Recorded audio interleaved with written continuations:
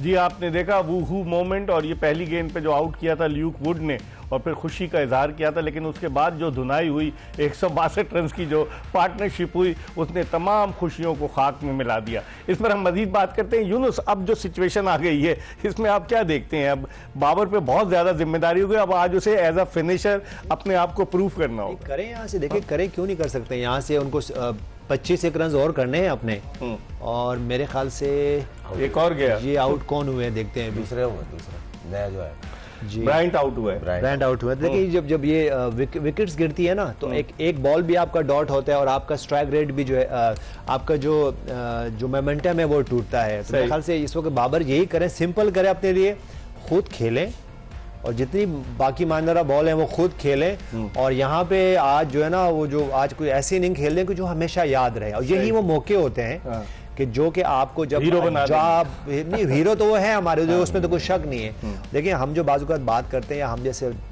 जो क्रिटिक्स होते हैं बाबर आजम के, जब वो बात करते हैं तो वो सिर्फ इसकी उनकी पर्सनल उस पर बात नहीं करते, परफॉर्मेंस पे बात करते हैं। परफॉर्मेंस भी नहीं, उनसे एक्सपेक्टेशन है ना। अभी देखिए इतना बड़ा नाम है पाकिस्तान का, अभी 17 बॉल हैं, 17 बॉल पे वो आए, उनको क्या 4-5 छक्के हैं, 3-4 चौके हैं, और आपका गेम जो है ना वो आपकी तरफ आ गया। तो ये मौके होते हैं, यहाँ वो अभी आए, वो खुद से स्ट्राइक अपने पास रखे और फिनिश करें पेशावर ज़ल्मी के लिए। अब मास सदाकत बैटिंग के लिए आए फॉरम, क्या समझते हैं? यंग प्लेयर है, लेफ्ट हैंडर है ना मास सदाकत, तो शायद उन्होंने इसलिए भेजा हो, इस हुसैन तलब को नहीं भेजा। इनसे पहले मुझे लग रहा था इसको आना चाहिए, ब्रायंट को पहले ले आए ना, वो आए बेचारे मुश्किल हालात में, पाकिस्तान में मुश्किल हालात में आए, तो टीम को तो मुश्किल हालात, तो इसीलिए तुमको मुश्किल हालात में भेजा। हुसैन तलब की जरूरत थी ना, आपने राइट हैंडर के साथ राइट हैंडर भेज दिया, दोनों चले, वो आउट हो गए, मगर एक होता है ना हिट लग जाती है उसकी, और जिस तरह का वो बैटिंग कर रहा है पिछले मैच में, अब ये तो नए थे, अब ये तो खुद सोचना चाहिए, बाबर को तो इस टाइम साथ चाहिए ना। अब एक विकेट पे विकेट गिरना और प्रेशर आता है, तो बॉलें अलग, वो 3-7 मार दिया बाबर ने, 8 बॉलें वो अलग खेल गए, 8 बॉलों में उन्होंने 4 रन किए ब्रायंट ने जी।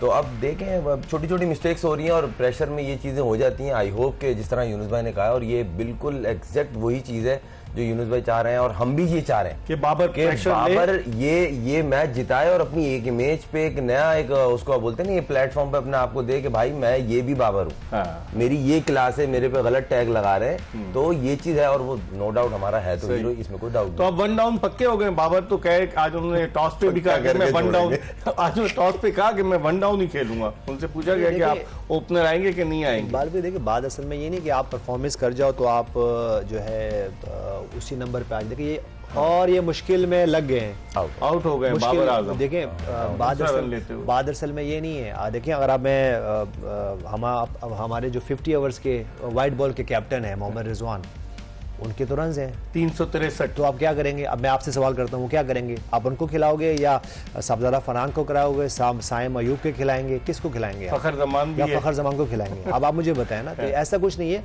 और आई होप कि आउट ना हो तो अच्छी बात है, लेकिन मुझे लग रहा है कि आउट हो। देखिए बात असल में ये है कि देखिए जब आप ये देखिए वही पॉइंट है कि जब इनको खड़ा होना चाहिए, जब हम बात कर रहे हैं कि ठीक है अब यहाँ से आसान है कि वो रन आउट हो गया और उनके 100 भी नहीं हुए, तो देखिए ये बात असल में एग्जैक्टली ऐसी तरह है कि आपको परफॉर्म करना है सही राइट टाइम पे। ठीक है, इस वक्त बाबर आजम से हम कुछ नहीं ले रहे हैं, 49 बॉल्स पे 94 रन की अमेजिंग इनिंग खेले, लेकिन आपको यहाँ पे जैसे मैंने कहा कि अब आप खुद खेलें, अब सिंगल डबल का तो गेम ही नहीं है, आप आए और जैसे इससे पहले चौका और उनको मिला, उसके बाद फिर इस तरह खेलते रहे। लेकिन बात असल में वही ना, जैसे मैं बार बार बात करता हूँ, देखिए आपने राइट टाइम पे आपने वो शॉट खेलना है।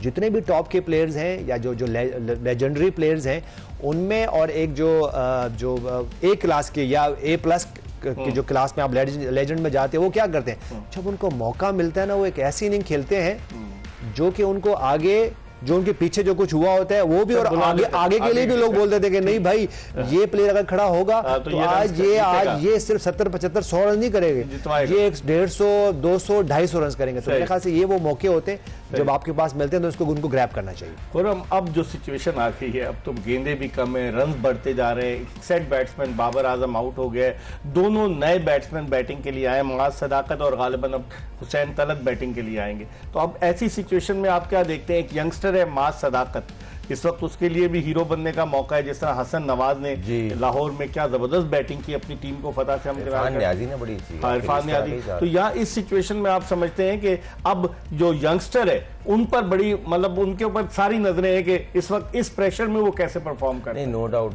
प्लेयर तो बहुत तगड़ा है। आई होप कि वो इस चीज़ को साबित करे दोबारा अपनी टीम के लिए। और मुझे ऐसा लगता है थोड़ा सा once in a blue moon वाली वो एक आध इनिंग होती है जो इस टूर्नामेंट में 2-3 प्लेयरों से देख ली गई है। आई होप कि वो आज रिपीट हो और ये सदाकत करें और हुसैन तलत करें। देखें पॉसिबल है, ऐसा नहीं है कि पॉसिबल नहीं है। उन्होंने जब आखिरी 10 गेंदों पे बनाए तो ये भी बना सकते। 52 रन चाहिए जी पता के लिए, तो आप समझ लें 2 ओवर बाकी, थोड़ा सा मुश्किल है। मगर मुझे ऐसा लगता है कराची इनको मैच से दूर कर गई थी पहली इनिंग के बाद। आखिरी 19वें ओवर में इनको दूर कर दिया था मैच से। मारधाड़ शुरू की। देखें आपने उनको प्लेट में टॉस जीत के बैटिंग दे दी ना कि आइए ग्रैंड टोटल करें और हम अंडर प्रेशर खेलेंगे।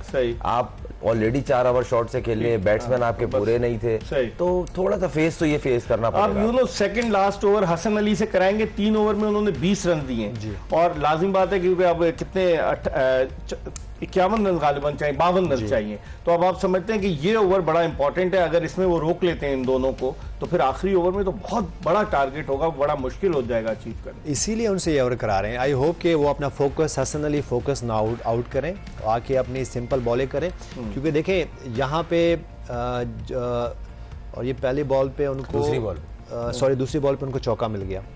मेरे ख्याल से देखें यहाँ पे वो स्मार्ट बॉलिंग करें और ऐसा कुछ ना करें कि आखिरी ओवर में कोई 20-22 रन रहते हैं। ऐसा कुछ भी नहीं करें। क्योंकि देखें जो पास में भी ऐसा हुआ कि जो हमने इससे पहले थोड़ी पहले हम आमिर जमाल की बात कर रहे थे, वो एग्जैक्टली यही था कि आपको आउट ऑफ द बॉक्स कुछ नहीं करना है। देखिए अगर पहली इनिंग की बात करें तो वहाँ पे जो मैं अपने यंग बॉलर्स की अहमद दानियाल की बात करूँ, हुसैन तलत की बात करूँ, इवन जो अली रजा की बात करूँ, तो देखिए आपको गेम को रीड करना है। जिस वक्त जेम्स विंस बैटिंग कर रहे थे तो जब उनको वो बॉलिंग कर रहे थे तो वो देखिए वो क्रॉस जाते हैं, थोड़ा सा पिच पे डीप जाते हैं और वो कोशिश करते हैं कि उनको ऐसा कोई बॉल मिले जो हार्ड लेंथ पे हो और उनके जो है वो पुल और मिड विकेट की शॉट्स आती हैं, या वो उनको थोड़ा रूम मिलता है तो कवर और पॉइंट पे खेलते हैं। तो वहां पे उनको वो बॉलें हो रही थी और जब अपने बैटर्स आ रहे थे तो उनको भी वो रूम दे रहे थे। तो मेरे ख्याल से देखिए ये वो पॉइंट थे जो कि बॉलर्स को, जो बॉलर को देखना है। और फिर उसके बाद जो ये भी मैंने देख रहा हूँ कि वो ज्यादातर जब स्लो वन बॉल करते हैं, कटर्स करते हैं या even back of hand balls करते हैं, तो वो भी आई लाइन पे बिल्कुल सीधी कर रहे होते हैं। तो बैट्समैन खड़े उसके लिए और आप कर रहे होते हैं। आप वेरिएशंस तो करें लेकिन प्रॉपर वेरिएशंस करें। सही। अब हम एक ब्रेक की तरफ बढ़े। 9 गेंदों पर 41 रन दरकार है। देखें क्या होता है। Hasan Ali second last over कर रहे हैं, लेकिन मास सदाकत ने जिस तरह चौका लगाया, जिस कॉन्फिडेंस का उन्होंने मुजाहरा किया, देखते हैं कि आज वो काया पलटने में कामयाब होते हैं। यानी ब्रेक के बाद दोबारा यूनुस खान और खुर्रम मंजूर के साथ आपको ज्वाइन करेंगे, ये बताते हुए कि clear men and Surf Excel presents जोश जगा दे, powered by Telenor 4G and hero detergents. Break के बाद दोबारा आपकी खिदमत में हाजिर होंगे।